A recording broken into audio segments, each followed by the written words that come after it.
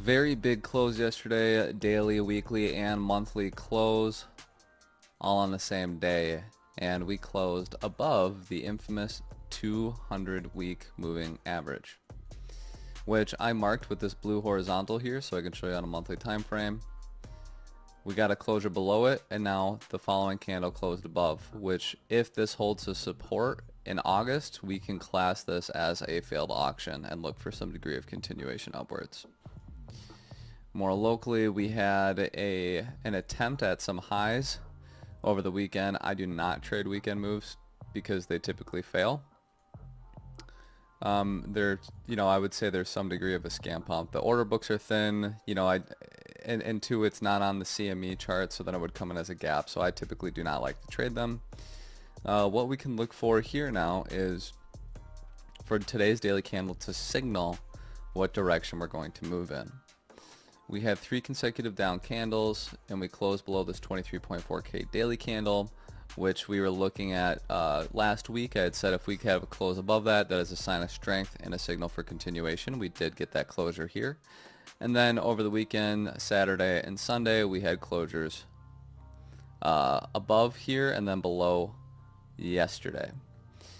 So today we can look for, if we were to get this candle to close above this daily level, we can just very, very simply, right, look to continue our plan for a continuation and continued bullish market structure, right? On the other hand, if this were to close below this daily level, then we would look to this daily as our next level of support. And that would continue our bullish market structure, right? Low, high, higher low, higher high, higher low, higher high, higher low, higher high, and then again another higher low here, right? And for this to be valid, we would look to come here, flip this to support, and then have continuation taking out these highs, right? It's that simple. Now, on the other hand, if this level is lost, this 22.5K daily, this is kind of the setup that I would then look for. And again, we have our low, high, higher low, higher high, higher low, higher high, higher low, higher high. And what would happen is price would come down, take out this low, get everybody bearish saying that there's a change in market structure, right? Instead of being a bullish market structure, this would signal a change in market structure because we would come down here, take out this low. However, in the bigger picture, it is still a higher low, right? Low, higher low, higher low. This could be classed as a higher low as well. So I have it marked as my evil plan because it would be a quite the move in terms of faking people out. So come like this, turn this to resistance, come down here, right? Everybody's bearish, they're shorting, and then we do something like this, right? However, like I said, I don't want to get ahead of myself here. Let's look to see if we can close above this level. If we can, great, we can continue. We then can look to this as support in the event that this is lost. And like I said, if this 22.5K level is lost, I'm not going to look to this as support. I'm actually going to look to this as our next level of support. And two, just as an added little bonus there is a harmonic pattern that would play out in the event that we do get this move down here. This is a bat harmonic, right? Going from here to here, price then travels here, have price visit down here at this 19.9K level, and then for an eventual move up. This is a bearish harmonic, so it would then target about 15.8K, which we also have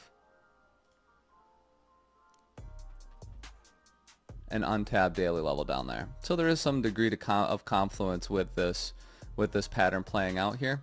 But right now there is no reason to believe that we're going to move down to this monthly because we have not yet lost the 23.4 and we have not yet lost the 22.5. Once we start losing these levels, then we can look to this area, which I will look to long if there's a good bullish reaction here, right? For then our move up. Because in the grand scheme of things, again, going back to what our overall bigger picture is, and it's always important to have a bigger picture when you're trading. Our bigger picture is this wedge and our Elliott wave, which is this, right? This is our bigger picture. 1, 2, 3, putting in our 4 somewhere around 28 to 31K, give or take, and then, you know, down here like this, right? So something like this, this harmonic, you know, eventually coming down here and playing out, that plays into it, as well as just having continuation in general here in that move down. Let's take a look at ES1. So again, we're coming up on that key weekly level that we had spoke about many times. Support lost, flip to resistance, and we're coming back up to it here.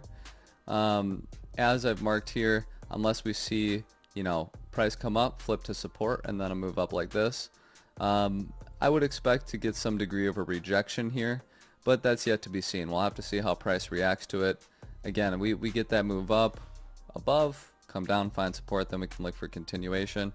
If not, you know, then we can look for some degree of a retracement, right? But like I said, we had the swift move down, now we're having the swift move up. This is our first retest of this resistance here, so we'll have to wait and see how it reacts this week. Taking a quick look at DXY. I'll clear up some of these levels here. I want to go through these one by one because I think they're all very important. So we have, just to keep in mind, this is a weekly, this is a weekly chart here. So we're going to be looking back up to about almost 40 years here when we do this analysis. We have this yearly that was put in 2002 at 116, which is, in my opinion, the next major resistance. We can see that this area here, this little range we put in, is now acting as our resistance, right? So it wouldn't be surprising if we were to put in some degree of a range here as well. We also have our 786 along with this previous high here that we may look to take out or swing failure. As we could see, the 618 and the 66 act as resistance here. We broke through, flipped it to support.